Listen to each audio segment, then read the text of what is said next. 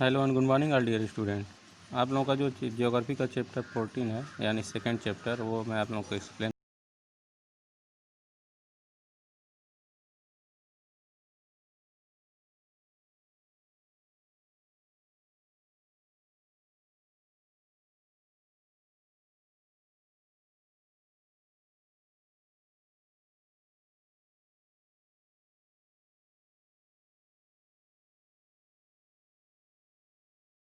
Population भी बहुत ज़्यादा है और यहाँ का जो ज्योग्राफिकल एरिया है, ठीक है ना, वो कितना है 329 मिलियन हेक्टेयर। लेकिन जो अवेलेबल लैंड है यूज करने लायक वो कितना है 305 मिलियन हेक्टेयर। ठीक है, अब आगे देख लेते हैं। इसमें आप लोगों को दिया गया है कुछ डाटा, ठीक है। इसमें क्या है, नेट सोन एरिया, जो पूरा सोन एरिया है जो हमको दिखाई देता है इंडिया का, वो 46% है। एरिया सोन मोर देन वंस और 50%। उसके बाद फॉरेस्टेड एरिया 22.5%, ठीक है ना। ऐसे करके के जो एरिया में डिवाइड किया गया है कितना लैंड है इंडिया में। Land is needed to produce food crops for people and raw material for industries. India has a high percentage of arable land agriculture in the chief occupation in India, but the forest cover here is low. Hence proper land use planning is essential for optimum utilization of land. जो land की ज़रूरत है India में, ठीक है ना, वो किसकी ज़रूरत सबसे ज़्यादा होती है, क्रॉप्स बोने के लिए, ठीक है ना, और लोगों के रहने के लिए, और जो भी इंडस्ट्रीज हैं उनके लिए रॉ मटेरियल प्रोवाइड कराने के लिए, ठीक है ना। अब एग्रीकल्चर जो है क्या है इंडिया का जो मेन ऑक्यूपेशन है, उसके लिए क्या करते हैं लोग, लैंड का प्रॉपर यूज करना चाहिए। हमको प्लानिंग के तहत क्या करना चाहिए, उसका यूज करना चाहिए लैंड का। अब लैंड कंजर्वेशन, अब भूमि संरक्षण, अब उसको कैसे उसकी संरक्षण करना चाहिए। We have limited land resources on the earth. हमको ये पता है कि जो लैंड पे अर्थ पे जो लैंड रिसोर्स है वो क्या है, लिमिटेड है। They can not be expanded, इसीलिए इसका हमको एक्सपेंडेड नहीं करना चाहिए, इसको बर्बाद नहीं करना चाहिए। At the same time the population is increasing, so we have to meet the increasing demand also. जैसे जैसे क्या पॉपुलेशन बढ़ता जा रहा है वैसे वैसे हमको ज़मीन की क्या डिमांड बढ़ती जा रही है।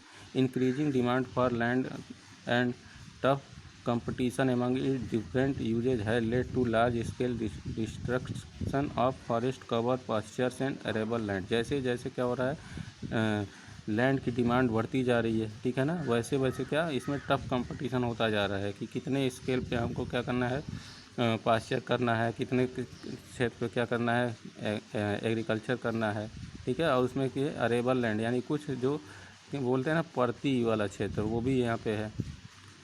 Rate of degradation of land resources, इसी वजह से आज के समय में क्या हो रहा है, जो लैंड का डिग्रेडेशन हो रहा है यानी उसको बर्बाद किया जा रहा है, उसको बेकार होता जा रहा है। It is fear that we might lose this precious natural resource, इसके वजह से हमको डरना चाहिए कि जो प्रीसियस नेचर के द्वारा हमको प्रीसियस रिसोर्स मिले हैं उनको भी हम क्या करते जा रहे हैं, ख़त्म करते जा रहे हैं। It is our duty to take proper care of the available land and to use the maximum at minimum cost. इसी वजह से हमको क्या करना चाहिए, लैंड का केयर करना चाहिए, उसको जितनी हमको ज़रूरत हो, अब ठीक है ना, जितनी लैंड अवेलेबल है उसी हिसाब से हमको उसको मैक्सिमम और मिनिमम कॉस्ट के हिसाब से क्या करना चाहिए, यूज करना चाहिए। This can be through conserving soil and forest, providing irrigation facilities, adopting scientific techniques, increase the use of manures and chemicals fertiliser and by checking the further spread of desert. अब हमको क्या करना चाहिए, हमको land को conserve करना चाहिए, उसका यूज अच्छे से करना चाहिए। जैसे सॉइल है, फॉरेस्ट है, इरिगेशन फैसिलिटीज़ हैं यानी सिंचाई की जो भी फैसिलिटीज़ है, अडॉप्टिंग साइंटिफिक टेक्निक्स हमको यूज करना चाहिए। मैनर्स और केमिकल्स फर्टिलाइज़र का हमको यूज क्या करना चाहिए, कम करना चाहिए, ठीक है ना। इससे क्या होगा, लैंड जो है वो सही रहेगा यानी ख़राब नहीं होगा, एक्सप्लॉइट नहीं होगा। सॉइल, अब इसके बाद है सॉइल रिसोर्सेज यानी जो मिट्टी का जो भूमि संपदा है यानी संसाधन है। उसके बाद soil is defined as the loose material consisting organic and inorganic substances covering the top most layer of the earth. जो सॉइल है वो टॉप मोस्ट लेयर है किसकी, अर्थ की, ठीक है ना। ये इसमें जो मटेरियल्स होते हैं कंस्टिट्यूशन और ऑर्गेनिक और इनऑर्गेनिक दोनों होते हैं, पदार्थ होते हैं, ठीक है ना, ये कवर करते हैं उसको। The organic matter contents biological plants and organism both living and dead, while the inorganic matter contains water, air and minerals। जो भी चीज़ें ऑर्गेनिक मैटर है, ठीक है ना, उसको बायोलॉजिकल प्लांट्स हो गए, ऑर्गेनिज्म हो गया, ठीक है ना, इसको लिविंग और dead while the inorganic matter, ये सारे वाटर, एयर, मिनरल्स, इन सब का हमको क्या करना चाहिए, ये सारी चीज़ें हमको कहाँ मिलती हैं, सॉइल यानी लैंड पे ही मिलती है। Water present a soil has dissolve nutrients while the air has high level of gases such as carbon dioxide and low levels of oxygen. जो सॉइल है, ठीक है ना, उसमें क्या होता है, दो तरह के न्यूट्रिशन है, एक होता है गैस और दूसरा होता है क्या, कार्बन डाइऑक्साइड, ठीक है ना। Soil also contents humus, soil क्या करता है, ह्यूमस बनाता है यानी आर्द्र करता है, ठीक है, जिससे वो क्या होता है, डीकम्पोज होता है और ऑर्गेनिक मैटर को क्या करता है, डीकम्पोज करता है। फैक्टर्स ऑफ सॉइल फॉर्मेशन, अब सॉइल कैसे फॉर्मेशन होता है। There are 5 factors which contribute in the formation of soil. अब 5 तरह के क्या हैं, फैक्टर्स हैं जो सॉइल को बनाने का फॉर्मेट करने का काम करते हैं। सबसे पहले parent rock, the parent rock from which the soil is form determines the colour, texture and minerals contents of the soil.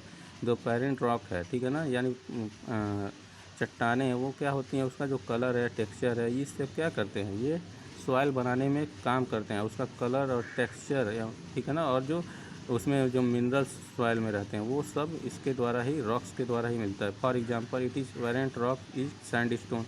अब जो इसका उदाहरण क्या है, parent rock is sandstone, it will contribute sandstone. ये क्या करता है, जो पेरेंट रॉक है, ठीक है ना, वो सैंडस्टोन और उसमें सैंडस्टोन का कंट्रीब्यूट होता है किसमें, रॉक सॉइल बनाने में। अब उसके बाद climate, climate control the rate of weathering, frequent temperature changes and ample precipitation quicken the soil formation through increased weathering and humus.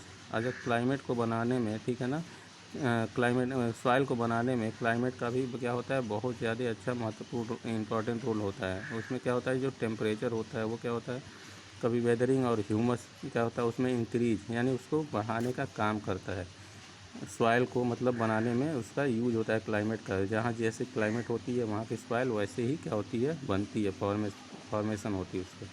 Relief of topography, topography affect the drainage pattern of an area. For example steep slope water washes away the weather material under the force of gravity while in plain in gets accumulated over time. अब जो topography है, ठीक है ना, वो क्या करती है, जो स्लोप होता है, जहाँ पे ढलान होता है, वहाँ से मिट्टी क्या होती है, बह के एक वाटर के से क्या होती है, एक जगह से दूसरी जगह पे क्या होती है, वो जाती है और वहाँ क्या बनाती है, प्लेन्स बनाती है, मैदान बनाती है। अब इसके बाद time, formation of soil is a slow process. जो टाइम है, ठीक है ना, वो क्या है, सॉइल फॉर्मेशन का जो टाइम है वो क्या होता है, बहुत ही स्लो प्रोसेस है। Hence it takes or long period of time, ये बहुत समय लेता है सॉइल बनाने में। A layer of a soil 1 centimetre thickness can take 500 or more years to be form. 1 inch यानी 1 सेंटीमीटर जो सॉइल बनता है, ठीक है ना, वो 500 से ज़्यादा सालों का टाइम लेता है, ईयर्स का। अब इसके बाद 5वां जो फैक्टर है, plants and animal. Dead plants and animal contribute to formation of humus in the soil. जो डेड प्लांट्स होते हैं और एनिमल्स होता है वो क्या होता है, वो सॉइल बनाने में क्या करता है, उसकी मदद करता है, और उसमें जो ह्यूमस होता है, आर्द्रता होती है, उसको भी बनाने का काम करती है। Soil formation is an extremely slow process. Soil formation क्या है, बहुत ही स्लो प्रोसेस है, which takes over place of 1 million of year. ये लाखों साल लग जाते हैं इसको बनने में। दस if top soil is washed away, और जो बनता है और फिर क्या होता है, वो वाश्ड हो जाता है। जो सबसे ऊपर का जो सॉइल होता है, मिट्टी होती है, वो क्या होती है, बह जाती है। It will take a very long time to replace, फिर उसको बनने में क्या होता है, बहुत ज़्यादा टाइम लग जाता है। इस वीडियो में बस इतना ही। आप लोगों को आगे के दूसरे वीडियो में आप लोगों को इसके आगे का एक्सप्लेन किया है। तब तक आप लोग इस चैप्टर को रीड करते रहिए। Thank you.